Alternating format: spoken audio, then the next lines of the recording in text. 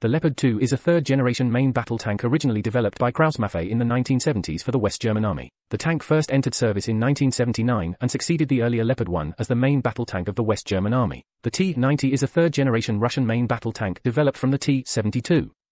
The T-90 was designed and built by Uralvagon Zavod in Nizhny Tagil, Russia. It entered service with the Russian Army in 1992. Armaments. The primary armament for production versions of the Leopard 2 is the Rheinmetall 120mm smoothbore gun, in either the LR-44 variant or the LR-55 variant. If the ammunition storage area is hit, a blow-off panel in the turret roof would direct an explosion upwards away from the crew compartment. The gun is fully stabilized and can fire a variety of types of rounds: the German DM-43 APFSDST anti-tank round, German DM-12 high-explosive anti-tank, HEAT. For the LR-55 gun, a newer APFSDST, Israeli Leopard anti-tank guided missile through the main gun. The T-90's main armament is the 2A46M 125mm smoothbore tank gun. This is a highly modified version of the Sprut anti-tank gun and can fire armor-piercing fin-stabilized discarding SABO, APFSDS, high-explosive anti-tank, HEAT-FS, and high-explosive fragmentation, HEFRAG, ammunition, and 9M119M reflex anti-tank guided missiles.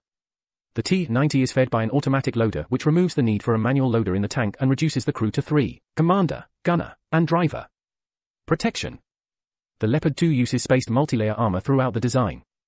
The armor consists of a combination of steel plates of different hardness, elastic materials, and other non-metallic materials. During the 1980s, it was estimated that the Leopard 2's front would resist 125mm armor-piercing fin-stabilized discarding SABO, APFSDS, rounds fired from a distance of 1,500 m. The Leopard 2's design follows the concept of compartmentation. Possible sources of fire or explosions have been moved away from the crew.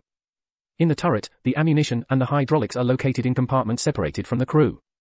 In case of a detonation, the blow-off panels on the compartment roofs will direct the explosion and fire away from the crew. The Leopard 2 is equipped with a fire protection system that is activated automatically by the fire detection system when temperatures rise above 82 degrees Celsius 180 degrees Fahrenheit inside the fighting compartment, or manually via a control panel in the driver's compartment. The crew is also protected against nuclear, biological and chemical (NBC) threats. The driver's seat has been replaced by a dynamic safety seat, which is a parachute harness-like arrangement that the driver wears around his hip. This way, the driver does not have any contact with the hull except on the pedals and is out of the shockwave area of exploding landmines or IEDs. The T-90 has a three-tiered protection system. The first tier is the composite armor in the turret, consisting of basic armor shell with an insert of alternating layers of aluminum and plastics. The second tier is third generation, contact 5 explosive reactive armor, ERA, bricks which degrade the penetrating power of kinetic energy APFSDS ammunition. The third tier is a Stora 1 countermeasures suite, produced by Elektromachina of Russia. This system includes 2 electro-optical IR dazzlers, active infrared jammer on the front of the turret, for laser warning receivers, 2 3D6 smoke, grenade discharging systems. In addition to the passive and active protection systems, the T-90 is also fitted with nuclear, biological and chemical (NBC) protection equipment, KMT mine sweeps and an automatic fire suppression system. During a reported test conducted by the Russian military in 1999, the T-90 was exposed to a variety of RPG, ATGM, and APFSDS munitions. When equipped with contact 5 ERA, the T-90 could not be penetrated by any of the APFSDS or ATGM used during the trial. Propulsion. The Leopard 2 is propelled by the MTU MB-873KA-501 engine. It provides 1,500 HP at 2,600 RPM, and 4,700 Nm of torque at 1,600 to 1,700 RPM. The MTU MB-873KA-501 is a 4-stroke, 47.7-litre, 90 degrees V-block 12-cylinder, twin-turbocharged and intercooled, liquid-cooled diesel engine. The Renk HSWL 354 transmission has 4 forward and 2 reverse gears, with a torque converter and is completely automatic. The propulsion pack is capable of driving the tank to a top road speed of 68 km per hour. The 90S with 1,000 horsepower engine can attain a top speed of 60 km per hour on the road, and up to 45 km per hour on rough terrain. The T-90 tank has a typical drivetrain arrangement, with a rear-placed engine and transmission. The 1,000 horsepower engines are V92 4-stroke, 12-cylinder, multi-fuel diesel, while the 1,250 horsepower engine is V96. Combat history. Starting on the 12th of June 1999, 28 Leopard 2A5 tanks were deployed by the German Army as part of the Kosovo Force, KFOR, to Kosovo. They were used for patrols, protecting checkpoints and bases as well as part of the show of force. The Dutch contingent in Bosnia-Herzegovina operated Leopard 2 tanks.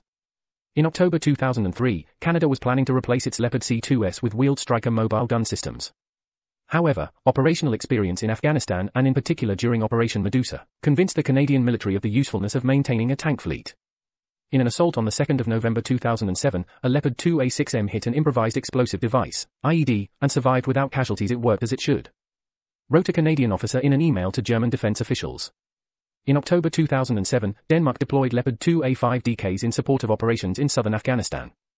In January 2008, Danish tanks halted a flanking maneuver by Taliban forces near the Helmand River by providing gunfire in support of Danish and British infantry from elevated positions. On the 26th of February 2008, a Danish Leopard 2 was hit by an explosive device, damaging one track. No one was injured and the tank returned to camp on its own for repairs.